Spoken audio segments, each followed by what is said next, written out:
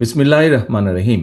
জাতীয়তাবাদী গণতান্ত্রিক আন্দোলন এনডিএম এর অষ্টম প্রতিষ্ঠা বার্ষিকী উপলক্ষে আয়োজিত আজকের এই আলোচনার সম্মানিত সভাপতি জনাব ববি হাজ্জাজ, সামনে উপস্থিত বিভিন্ন রাজনৈতিক দলের শীর্ষ নেতৃবৃন্দ, উপস্থিত বিভিন্ন শ্রেণী পেশার বিশিষ্ট জনসম্মানিত ব্যক্তিবর্গ, সম্মানিত আলোচকবৃন্দ এবং অনুষ্ঠানে অংশগ্রহণকারী এনডিএম এর বিভিন্ন পর্যায়ের নেতাকর্মীবৃন্দ, আসসালামু আলাইকুম। এনডিএম প্রতিষ্ঠার পর এবারই প্রথমবারের মতন আপনারা ফ্যাসিবাদ মুক্ত বাংলাদেশে দলের প্রতিষ্ঠা বার্ষিকী পালন করছেন। দেশের প্রতিটি রাজনৈতিক দলের জন্য এ ধরনের পরিস্থিতি অবশ্যই অত্যন্ত গুরুত্বপূর্ণ এবং প্রত্যাশিত। আমি আজকের সম্মানিত সভাপতির সাথে একই সুর মিলিয়ে বলতে চাই, আগামী দিনে আর কোনো স্বৈরাচার, আর কোনো ফ্যাসিবাদ যাতে দেশ এবং জনগণের অধিকার কেড়ে নিতে না পারে, সেজন্য গণতন্ত্রকে প্রাতিষ্ঠানিক রূপ দেবার প্রক্রিয়া এবং পদ্ধতি প্রণয়ন এবং বাস্তবায়নের এখনই সঠিক সময়, উপযুক্ত সময়। যদিও গণতন্ত্রকে প্রাতিষ্ঠানিক রূপ দেবার ক্ষেত্রে অন্তর্বর্তীকালীন সরকারের সদিচ্ছা কিংবা সামর্থ্য নিয়ে ইতিমধ্যেই হয়তো জনমনে কিছুটা হতাশার সৃষ্টি হয়েছে, তবুও গণতন্ত্রের পক্ষের রাজনৈতিক দলগুলো জনগণের ভোটে, জনগণের কাছে জবাবদিহিমূলক সরকার প্রতিষ্ঠার স্বার্থে অন্তর্বর্তীকালীন সরকারের প্রতি সমর্থন এখনো অব্যাহত রেখেছে। উপস্থিত সম্মানিত অতিথিবৃন্দ, বিএনপি সহ বাংলাদেশের পক্ষের গণতান্ত্রিক রাজনৈতিক দলগুলো শুরু থেকেই অন্তর্বর্তীকালীন সরকারের কর্মপরিকল্পনার রোডম্যাপ ঘোষণার আহ্বান জানিয়ে আসছে। সকল কিছু বিবেচনা করলে আমরা দেখতে পাই সরকার কিন্তু সেই আহ্বানে সেভাবে সাড়া দেয়নি। সরকার বরং জাতীয় নির্বাচনের সুনির্দিষ্ট দিন তারিখ ঘোষণাকে সুকৌশলে অল্প সংস্কার, বেশি সংস্কার এ ধরনের একটি অভিনব শর্তের বেড়াজালে বলা যায় আটকে দিয়েছে। অন্তর্বর্তীকালীন সরকারের চিন্তা এবং কর্ম পরিকল্পনা সম্পর্কে জনগণ অন্ধকারে থাকায় কিন্তু দেশের রাজনৈতিক অঙ্গনে হয়তোবা অস্থিরতা বাড়ছে। প্রায় বিভিন্ন দাবি দাওয়া নিয়ে আমরা দেখছি প্রতিদিন বিভিন্ন শ্রেণী পেশার মানুষ রাজপথে জড়ো হচ্ছেন। মাত্র 10 মাসের মাথায় সরকারের ভেতরে এবং বাইরেও কিন্তু এক ধরনের অস্থিরতা দৃশ্যমান হতে শুরু করেছে। সরকার জনগণের ভাষা, আশা, আকাঙ্ক্ষা উপলব্ধি করতে ব্যর্থ হলে দেশে রাজনৈতিক অস্থিরতা বাড়তেই থাকবে। আমরা মনে করি দেশে এভাবে অস্থিরতা বাড়লে এই সরকারের পক্ষে পরিস্থিতি সামাল দেওয়া কষ্টসাধ্যই হয়ে পড়বে। সুতরাং অন্তর্বর্তীকালীন সরকারের প্রতি তাদের সক্ষমতা সম্পর্কে আরও সতর্ক হওয়ার আহ্বান জানাই আজকের এই সভা থেকে। উপস্থিত প্রিয় রাজনৈতিক সহকর্মীবৃন্দ, উপস্থিত সম্মানিত অতিথিবৃন্দ, গণতন্ত্রের পক্ষে রাজনৈতিক দলগুলো যারা দীর্ঘ 1.5 দশক ধরে ফ্যাসিবাদী বিরোধী আন্দোলন সংগ্রামে একসঙ্গে আমরা রাজপথে ছিলাম, অন্তর্বর্তীকালীন সরকারের সামর্থ্য এবং সক্ষমতা সম্পর্কে আমরা এখনো নেতিবাচক মন্তব্য করিনি আমাদের অবস্থান থেকে। তবে আমরা চুপ থাকলেও কিন্তু জনমনে এই সরকারের সক্ষমতা নিয়ে কিন্তু প্রশ্ন এরই ভিতরে উঠছে এবং বহু মানুষ, বিভিন্ন শ্রেণী পেশার মানুষ কথা এরই মধ্যে বলছেন। জুলাই আগস্টের অভ্যুত্থানে হাজারো শহীদের রক্ত চিরতরে অন্ধ হয়ে যাওয়া কিংবা নাক, কান, শরীরে অঙ্গ প্রত্যঙ্গ হারিয়ে চিরতরে পঙ্গুত্ব বরণ করা মানুষের হাহাকার, হাসপাতালে চিকিৎসাধীন অসংখ্য মানুষের আর্তনাদ এবং ফ্যাসিবাদ বিরোধী জাতীয় ঐক্যের উপর ভিত্তি করেই বর্তমান অন্তর্বর্তীকালীন সরকার বা সরকারের নৈতিক এবং রাজনৈতিক বৈধতার ভিত্তি রচিত হয়েছে। অথচ অথচ জুলাই আগস্টের আন্দোলনে কতজন শহীদ হয়েছেন, কতজন আহত হয়েছেন, 10 মাসেও কিন্তু অন্তর্বর্তীকালীন সরকার শহীদদের এই সংখ্যা ও তালিকা চূড়ান্ত করতে পারেনি। সম্মানিত অতিথিবৃন্দ, অথচ এর বিপরীতে একটু যদি আমরা খেয়াল করে দেখি, আপনাদেরকে আমি অনুরোধ করব একটু গভীরভাবে খেয়াল করে দেখবার জন্য। খুব সম্ভবত 2023 সালের অক্টোবর থেকে আজ পর্যন্ত, এই মুহূর্ত পর্যন্ত যুদ্ধ বিধ্বস্ত গাজায় কতজন মানুষ শহীদ হয়েছেন, কতজন আহত হয়েছেন, এই মুহূর্তে যদি আপনারা গুগলে সার্চ করেন, সেখানে মোটামুটিভাবে হতাহত মানুষের সংখ্যার হালনাগাদের যে তথ্য, সেটি আপনারা দেখতে পাবেন বা পেয়ে যাবেন। অথচ এই মুহূর্তে একজন শিক্ষার্থী অথবা একজন গবেষক যদি জুলাই আগস্টের শহীদদের সঠিক সংখ্যা সম্পর্কে সঠিক কিছু জানতে চান, তথ্য জানতে চান, তারা কি সেই সঠিক তথ্যটি পাবেন? এ ব্যাপারে কিন্তু একটি বিরাট সন্দেহ বা প্রশ্ন রয়ে গিয়েছে।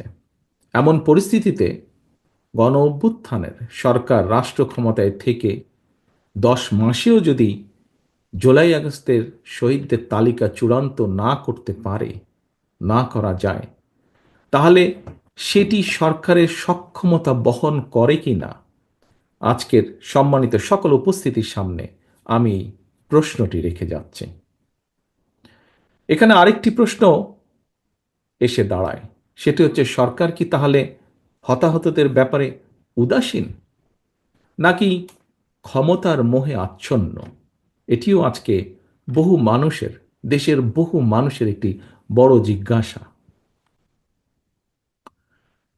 সম্মানিত অতিথিবৃন্দ, সম্মানিত সভাপতি, জুলাই আগস্টের হতাহতদের সঠিক তালিকা তৈরি করার চেয়েও অন্তর্বর্তীকালীন সরকারের কাছে করিডোর প্রদান কিংবা বন্দর ব্যবস্থাপনা বিদেশের হাতে তুলে দেওয়াটাকেই বেশি প্রাধান্য বলে মনে হচ্ছে, বা তারা বেশি প্রাধান্য দিচ্ছেন বলে মনে হচ্ছে।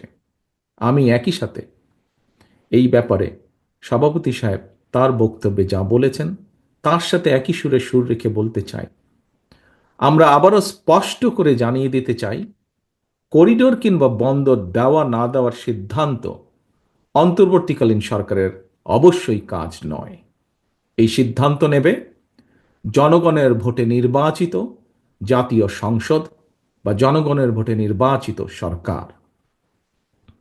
বর্তমান অন্তর্বর্তীকালীন সরকারের আইনগত এবং রাজনৈতিক বৈধতা নিয়ে হয়তো কোনো প্রশ্ন নেই, তবে এই সরকার কোনোভাবেই জনগণের কাছে জবাবদিহিমূলক সরকার নয়। সুতরাং অন্তর্বর্তীকালীন সরকারের কাছে জনগণের ভোটে জনগণের কাছে জবাবদিহিমূলক সরকার প্রতিষ্ঠাই প্রথম এবং প্রধান অগ্রাধিকার হতে হবে। সম্মানিত সভাপতি, সম্মানিত অতিথিবৃন্দ, সম্মানিত উপস্থিত নেতৃবৃন্দ, সরকার জাতীয় রাজস্ব বোর্ড এনবিআর এর সংস্কার শুরু করেছে। এনবিআর সংস্কারের প্রয়োজনীয়তা নিয়ে আমাদের হয়তো কারোরই কোনো তেমন দ্বিমত নেই, কিন্তু সংশ্লিষ্টদের সঙ্গে আলাপ আলোচনা এবং সুষ্ঠু পরিকল্পনা এবং পরিণত চিন্তা না করে তড়িঘড়ি করে সংস্কার শুরু করে দেওয়ায় কিন্তু পুরো বিষয়টি হিতে বিপরীত হয়েছে, যা এরই ভিতরে আমরা পত্রপত্রিকার মাধ্যমে, সংবাদপত্রের মাধ্যমে পরিষ্কারভাবে দেখতে পাচ্ছি। প্রতিষ্ঠানটির কর্মকর্তারা সংস্কার প্রস্তাবনা এবং পদ্ধতি সম্পর্কে ভিন্ন মত পোষণ করে এরই ভিতরে কিন্তু প্রতিবাদ কর্মসূচি পালন করছেন। এনবিআর এর চলমান কর্মসূচির ফলে যথাসময়ে নিয়মিত রাজস্ব আদায় কার্যক্রম বন্ধ রয়েছে। ফলে চলতি অর্থ বছরে হাজার হাজার কোটি টাকার রাজস্ব ঘাটতি দেখা দেওয়ার কিন্তু একটি বিরাট সম্ভাবনা দেখা দিয়েছে। অন্তর্বর্তীকালীন সরকার এখনও তাদের কর্ম পরিকল্পনার অগ্রাধিকার কোনটি, তাদের প্রায়োরিটি নির্ধারণ করতে পেরেছেন বলে কিন্তু মনে করার কোনোই কারণ নেই। অন্তর্বর্তীকালীন সরকার যাই বলুক না কেন, আমরা যদি খেয়াল করে দেখি, দেশে বিনিয়োগ পরিস্থিতিও কিন্তু আশাব্যঞ্জক নয়। সরকারকে আমরা দেখেছি ব্যাপক আয়োজনে বিনিয়োগ সম্মেলন করলেও কাঙ্ক্ষিত বিনিয়োগ কিন্তু আসেনি। দেশি কিংবা বিদেশি বিনিয়োগ পরিবেশের জন্য রাজনৈতিক স্থিতিশীলতা এবং স্থিতিশীল একটি সরকার অত্যন্ত গুরুত্বপূর্ণ। এ বিষয়ে এখানে উপস্থিত সম্মানিত সভাপতি সহ উপস্থিত অতিথিবৃন্দ কেউ দ্বিমত পোষণ করবেন না, আমি দৃঢ়ভাবে বিশ্বাস করি। সুতরাং শুধু জনগণের রাজনৈতিক ক্ষমতায়ন কিংবা জনগণের ভোট প্রয়োগের অধিকার প্রতিষ্ঠার জন্যই নয়, বরং একই সাথে দেশের অর্থনৈতিক উন্নয়নের জন্য দেশি বিদেশি বিনিয়োগ পরিবেশ নিশ্চিত করার জন্য জনগণের ভোটে নির্বাচিত জনগণের কাছে জবাবদিহিমূলক সরকার প্রতিষ্ঠা অত্যন্ত জরুরি। প্রিয় রাজনৈতিক সহকর্মীবৃন্দ, নানা রকম আলোচনা সমালোচনা থাকলেও গণতান্ত্রিক বিশ্বে কিন্তু শেষ পর্যন্ত রাজনীতিবিদরাই রাষ্ট্র পরিচালনা করেন। জনগণকে সঙ্গে নিয়ে, জনগণের সঙ্গে থেকে রাজনীতিবিদ এবং রাজনৈতিক দলগুলো রাষ্ট্র পরিচালনার দায়িত্ব পালনের জন্য নিজেদেরকে প্রস্তুত করে থাকেন। এটি গণতান্ত্রিক বিশ্বের রীতি। সরকার কিন্তু কোনো একটি এলিট ক্লাব কিংবা কর্পোরেট প্রতিষ্ঠান নয়। সরকার অবশ্যই একটি রাজনৈতিক প্রতিষ্ঠান। এই রাজনৈতিক প্রতিষ্ঠানটির সঙ্গে দেশের প্রতিটি নাগরিকের সরাসরি অংশগ্রহণ নিশ্চিত থাকতে হবে। গণতান্ত্রিক রাজনৈতিক সংস্কৃতি এবং ব্যবস্থাকে উপেক্ষা করে যদি বিরাজনীতিকরণকে উৎসাহিত করা হয়, তাহলে হয়তোবা কোনো ব্যক্তি বিশেষ লাভবান হলেও হতে পারেন, কিন্তু শেষ পর্যন্ত রাষ্ট্র, গণতন্ত্র এবং গণতান্ত্রিকামী জনগণই ক্ষতিগ্রস্ত হয়। প্রিয় রাজনৈতিক সহকর্মীবৃন্দ, একটি রাজনৈতিক দল রাষ্ট্র পরিচালনার জন্য ধীরে ধীরে কিভাবে নিজেদেরকে প্রস্তুত করে থাকেন, এর একটি ছোট্ট উদাহরণ আপনাদের সামনে আমি তুলে ধরে আমার বক্তব্যকে শেষ করে আনতে চাই। আমরা সকলেই জানি, পতিত, পরাজিত, পলাতক স্বৈরাচার লুটপাট, দুর্নীতি আর টাকা পাচার করে দেশের ব্যাংকিং খাতকে বলা যায় প্রায় ধ্বংস করে ফেলেছিল। এই ব্যাংকিং খাতকে সংস্কার করার জন্য এনডিএম 22 দফা সুপারিশমালা প্রস্তুত করেছে। এর মধ্যে 9টি দফা অগ্রাধিকার ভিত্তিক সুপারিশ। এনডিএম এর এই 9 দফা সুপারিশ আমার দেখার সুযোগ হয়েছে।